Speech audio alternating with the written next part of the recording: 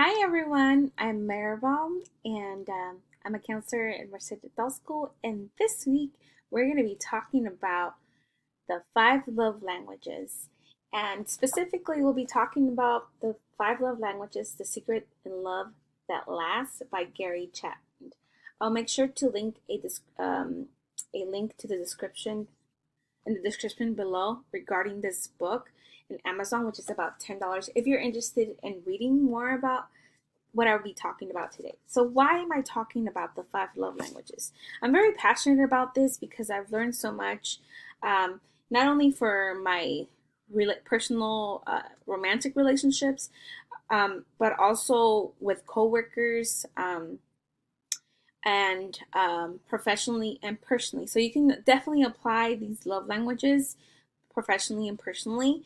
And I really think that we can all benefit from it. Like, have you ever felt frustrated because the person you're with does not feel loved, but you're doing what you thought? You know, have you ever just wanted to communicate better to be more efficient? You know, and I think there's that frustration that we have because someone does not feel appreciated if it's at work. Um, so you really want to learn how to communicate towards people better. And this is not about just romantic love, but friendships, co-workers, being able to communicate with people around us. We need to um, understand people's needs. And I think this book definitely simplifies. Gary definitely does, or Mr. Chapman definitely does a good job in regards to talking about the love tank. So we'll be talking about what he refers to as the love tank. Then we're gonna go be talking about the five love languages, and just how it applies. How can you apply it personally? How can you apply it professionally? Because this can be used with all relationships. Okay. Um, and then at the end, I'll definitely give you a link to a questionnaire where you can figure out your first and second love language, or and also if you're wanting to know where you can get this in Amazon, again, it's like $10. Okay, so that's what we'll be talking about. So let's talk about the love tank. So this love tank, everyone has different big. Some people have bigger love tanks. I feel like I have a big love tank, so like I think it takes more for my tank to be filled up, but everyone's love tank is different size. And I think Chapman refers to making sure you fill up your tank on a weekly basis. Sometimes people need daily basis. Like if we're referring to a romantic partner, you're like, I like getting my love tank filled at least two to three times a week. Some people maybe just want it once a week. They don't really need it that much. So I think being able to assess how you feel love is going to be important. And so we'll be talking about how you can feel those, um, this tank. And keep in mind that some tanks are bigger, some people's tanks are bigger than others. Unfortunately, mine's a big tank, so my partner is going to have to fill it up a lot for the future. But anyways, let's start with because you want to make sure the left tank, you want to make sure it's always being kept full. Because if it's not full, then you have issues, right? And then you'll have problems with your partner because they're not feeling love. Or if it's professionally that your coworkers are not feeling appreciated. So we're gonna again talk about both of them. Okay, so let's start with the first one. One of the first love languages is called quality time. This means that you're being intentional, bringing your full presence with that person, having deep conversations. That could be maybe talking back and forth for 2 or 3 hours, getting to know each other a little bit more, maybe having scenarios. So in a personal relationship, like a romantic relationship, this could be look like 1 to 2 times date nights. Where maybe one night you're only doing like movie night, and then another night let's get out. And everyone's different, right? People like having once a week date. Some people like twice a day, 2 times a day. Maybe we'll like shorter and something longer. That's me. Like I like to have a small date and then we have a longer date, like a weekend, because I work a lot, right? So how does that look like in a professional way? I feel like this will look like whether you're having weekly check-ins with your as like, because this applies for man, like especially anyone in charge. Like you want to make sure you're feeding on your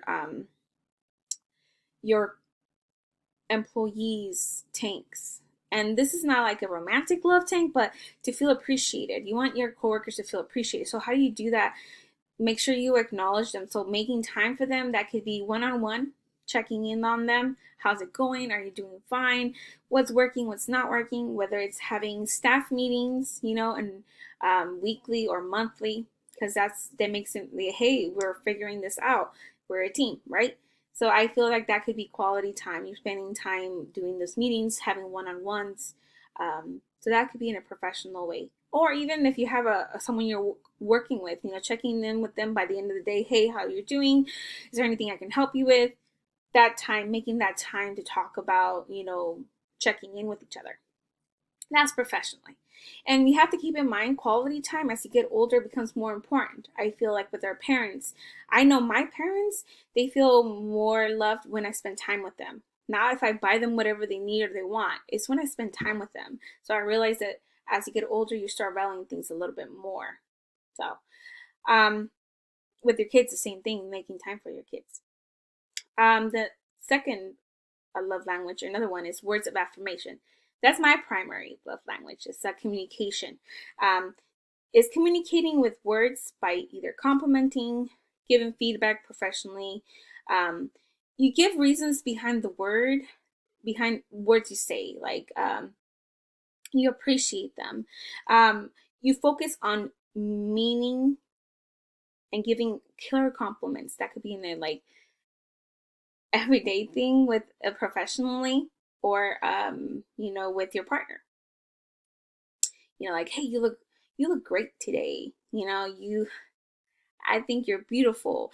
But not only give them compliments, but like you give reasons like, thank you for making the bed today. Thank you for putting the toilet seat down. Thank you for making dinner and washing dishes and putting away dishes. See, like that. I love you because, you know, whatever is, always have a reason behind it. And I think when you do that, people like, there's the words, you're validating someone, like, you look beautiful today. Good morning, good night, how's your day, thinking about you, those kind of stuff in a romantic way. But also you can do that in a professional way, checking in with people with words.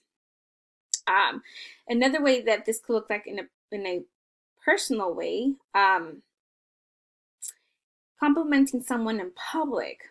You hit two birds with one stone. Or nowadays, social media. You can do it in social media with Facebook, Snapchat, Instagram. Like, then not only you hitting two birds with one stone. They feel appreciated because you're telling them, but you're also telling others how you appreciate your partner. And also, this could be done in a professional way. Like, oh, thank you. Thanks to, whoever it is for getting 10 students to register today, like whatever it is, like you do shout outs, like that's good, like that's words, right? And another one is gifts. It's beyond materialistic. It could be a card. It's a thought that counts. Remembering the little things. How does this look like? So you have to you would have to remember and write down important dates. Make sure you get a calendar, because the person that's this person with gifts, they really like, they don't have to be expensive gifts. Like, it's more like the thought that counts. But um give them a card saying thank you, like thinking of you, text, like gifts, you can get sent flowers just because. um but keep a list, and I would say keep a list of things that the person likes, and you can do this in a professional way. You want to appreciate your employees. I would write down a list of things of like their birthday, um, their favorite color, their favorite candy, because you can randomly thank them and appreciate them for being who they are. This is a way you can do that. Like, I know we get some stuff for, certain days, and that's showing some appreciation. You get little gifts, even if it's a $5 thing, like, I'll take it. A little thank you note, thank you for being awesome, just random, whatever it is, right? So I would say like thinking a favorite color, favorite food, favorite ingredient. Like let's say you remember your certain partner likes certain ingredients. Like I'm a love cheese, and my partner decides to let's go out, let's get some pizza. I'm like, oh, I'm down. Let's do it. So gifts is another one. Acts of service is that's another one. It's doing things for each other, pitching with the dishes, do the bed, cook, fix a tire, killing a spider for someone, like doing things for each other. I think if someone cooks, someone should clean. Like it's about doing things for each other, and that can look in a personal way but in a professional way, um, you could do like maybe it's not part of your role, but let's say, oh, I handled it. Don't worry, I got it. Sometimes someone gets so busy, like you can do their job. Because if you can do it, I know it's not part of your job, but you do it anyways. Hey, that's nice. You'll like whatever it's opening doors, whether you're taking care of something that they should be doing, but you do it because you see that they're busy. Like that's just being nice, right? Last but not least, we have physical touch. It's beyond the bedroom, intimacy, hugs, holding hand, public display of affection, PDA, acknowledgement of and touch. The acknowledge it's being able to acknowledge and to touch to feel loved, right? Um, Again, it's not just in the bedroom. Like I said, is like I said, holding and all that stuff. But when it comes to professional, it could be like, good job, like a fist bump, right? It could be like, that was very nice. You touched their shoulder. You don't want to be, and worried about harassment. So make sure touching the shoulder, it's a fist bump, a high five, like that's like, oh, awesome. You feel acknowledged and appreciated. Okay. So what can you do? So you have quality time, words of affirmation, gifts, acts of service, physical touch. All these 5 love languages. And sometimes you speak different than your partner. Ideally, if would you both speak the same love language, it's great. I think all 5 are great, and I've learned to use all 5 with my partner. Like I'm pretty, not to brag, but I'm really good at all 5, and I hope that I find someone that can speak all 5 love languages as well. But to be honest, you just have to worry about the people you care about, whether it's your employees, coworkers, whether it's your kids, whether find out, because I know my parents appreciate quality time. I know maybe my partner will appreciate more of the words. Maybe my sister, I know my sister loves gifts, so like, oh, if I give her gifts, she'll feel loved.